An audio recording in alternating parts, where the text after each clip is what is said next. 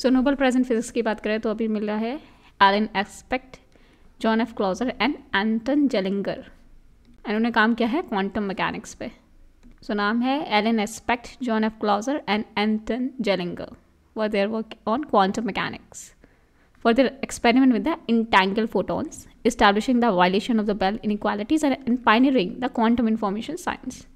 तो बहुत ही small particles को बोलते हैं क्वांटम पार्टिकल। जैसे लाइट का क्वांटम पार्टिकल है फोटोन, एंड जो इलेक्ट्रिसिटी का वो है इलेक्ट्रॉन। एंड फिजिक्स का वो ब्रांच जिसमें क्वांटम पार्टिकल को स्टडी किया जाता है उसको बोलते हैं क्वांटम फिजिक्स। सो यहाँ पे आइंस्टीन एंड नील्स बोर के बीच में एक तरीके से अपोजिट रहते थे एक दूसरे के। तो आइंस्टीन बोलते थे जो दिख रहा है, जो मेज़र कर रहा है, चाहे मेज़र करो ना करो वो वहीं रहेगा। जैसे चांद है, चांद आप मेज़र करो या ना करो वही रहेगा। नील्स बोर अलग मानते थे। नील्स बोर करते थे कोई चीज़ कैसी है डिपेंड करता है आप किस तरीके से उसे मेज़र कर रहे हो। अगर आप उसे मेज़र नहीं कर रहे, नहीं देख रहे हो तो वो कन्फ्यूज्ड स्टेट में रहेगा। तो एसेंस ऑफ रियलिटी के दोनों के ही अपोजिट विचार थे, आइंस्टीन एंड नील्स बोर के। तो इसे आप पास से को उछालो तो यहाँ पे 6 के 6 नंबर स्पेस में, इसकी रियलिटी में कोई नंबर नहीं है। डिपेंड करता है आप किस टाइम उस पासे को देख रहे हो, उस पर डिपेंड करेगा। तो इसलिए पासे की रियलिटी उस टाइप पे डिपेंड करती है कि आपने उसे कब देखा। लेकिन आइंस्टीन ने इसको नहीं बोला, उन्होंने बोला गॉड्स पासे नहीं खेलते हैं। तो इसलिए नील्स बोर ने क्या बोला, रियलिटी वो नहीं है जो आप देख रहे हो, रियलिटी आपके ऑब्जर्वेशन पर डिपेंड करती है कि आप किस टाइम कौन सी चीज़ किस तरीके से देख रहे हो। जैसे अगर राजपाल यादव को आइंस्टीन इस टाइम देखेंगे तो उन्हें लगेगा ये मुस्कुराते रहते हैं, हंसते रहते हैं। लेकिन अगर नील्स बोर इनके बारे में क्या बोलेंगे कि ये डिफरेंट तरीके के इमोशन देते हैं एक बार में ही। तो इनके अलग अलग टाइम में अलग अलग इमोशन होते हैं। तो डिपेंड करता है आप कब ऑब्जर्व कर रहे हो उन्हें। तो हम किसी चीज़ की रियलिटी तब बता सकते हैं जब उसे ऑब्जर्व या मेज़र कर रहे हो। रियलिटी डिपेंड करती है आप कब किस टाइम किसी चीज़ को ऑब्जर्व कर रहे हो। फिर 3 साइंटिस्ट ने मिलकर, Einstein, B Podolsky and N Rosen, इन तीनों ने मिलकर क्वांटम इंटेंगलमेंट 1935 या EPR पैराडॉक्स का दिया कि 2 पार्टिकल्स अगर उनको पास में लेके आया जाता है फिर इनको दूर ले जाते हैं तो इसमें जो चेंज होगा वही इसमें चेंज दिखेगा। सपोज ये राइट घूम रहा है तो ये लेफ्ट घूमेगा। तो लेकिन क्वांटम फिजिक्स से ये एक्सप्लेन नहीं कर पाए कि ये क्यों हो रहा है, क्यों एक पार्टिकल में चेंज दूसरे पार्टिकल में चेंज कर रहा है।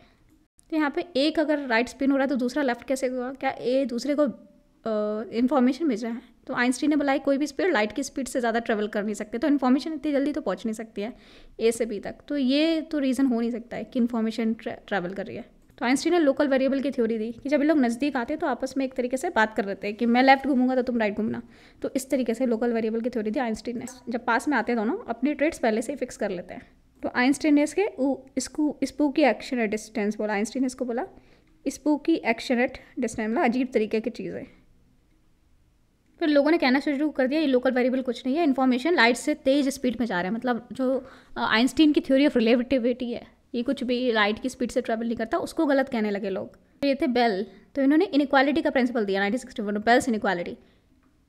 तो इन्होंने बोला कि मेरी बेल्स इनइक्वालिटी अगर सही साबित हो जाती है तो मतलब आइंस्टीन सही है, अगर वायलेट हो जाती है मेरी बेल्स इनइक्वालिटी तो नील्स बोर सही है।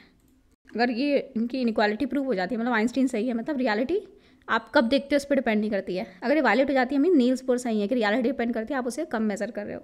तो इन्होंने जब बेल्स इनइक्वालिटी अपनी मैथमेटिकल इक्वेशन से सॉल्व की बेल्स इनइक्वालिटी, तो ये वायलेट हो गई। वायलेट होगी मतलब आइंस्टाइन गलत हो गए एंड नील्स बोर करेक्ट हो गए। सो नील्स बोर सही हो गए, Einstein was wrong according to Bell's inequality, because ये वायलेट हो गई थी मैथमेटिकल इक्वेशंस को सॉल्व करके।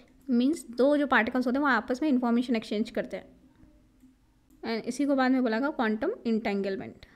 तो यहाँ पे जॉन क्लोजर ने क्या किया, एक एपरेटस बनाया इन्होंने। 2 इंटेंगल्ड फोटोन्स को एक साथ दूसरे रखा और उनके पोलराइजेशन को स्टडी किया। तो इनकी जो बेल्स इनइक्वालिटी थी वो वायलेट हो गई। मीन्स जो बेल्स ने इनइक्वालिटी जो की थी मतलब नील्स बोर सही है तो इन्होंने वायलेट किया बेल्स इनइक्वालिटी को। तो इसका मतलब होता है कि जो एक पार्टिकल है दूसरे पार्टिकल को इन्फॉर्मेशन देता है जिसकी तरह से दोनों का बिहेवियर इंटेंगल्ड हो जाता है। मीन्स अगर ये राइट घूम रहा है तो ये लेफ्ट घूमेगा। तो इन्होंने जो इंपॉर्टेंट लूप होल्स थे सब हटा के इन्होंने मेजरमेंट सेटिंग चेंज की, हर तरीके से मेज़र करने की कोशिश की। इस तरीके से वो सारी चीज़ें हटा दी जो रिजल्ट को अफेक्ट कर सकती थी। तब भी जो बेल इनइक्वालिटी है वो वायलेट हुई, मतलब नील्स बोर सही थे, आइंस्टीन गलत थे। तो चाइना ने क्वांटम कम्युनिकेशन किया था। क्वांटम्स के थ्रू आप इन्फॉर्मेशन ट्रांसफ़र कर सकते हो, बहुत ही सिक्योर रहता है। तो ये एंटन जेलिंगर की कंट्रीब्यूशन से हो पाए। इन्होंने रिसर्च की थी इंटेंगल क्वांटम स्टेट्स पे। तो इन्होंने रिसर्च की थी एक फिनोमेना इसे बोलते हैं क्वांटम टेलीपोर्टेशन। तो आप क्वांटम स्टेट का यूज़ करके आप इन्फॉर्मेशन ट्रांसफ़र कर सकते हो from one particle to a distance. So it is possible to transfer a quantum state from one particle to one at a distance. So quantum teleportation means transfer of information using quantum technology. काफ़ी safer होता है ऐसे information transfer करना।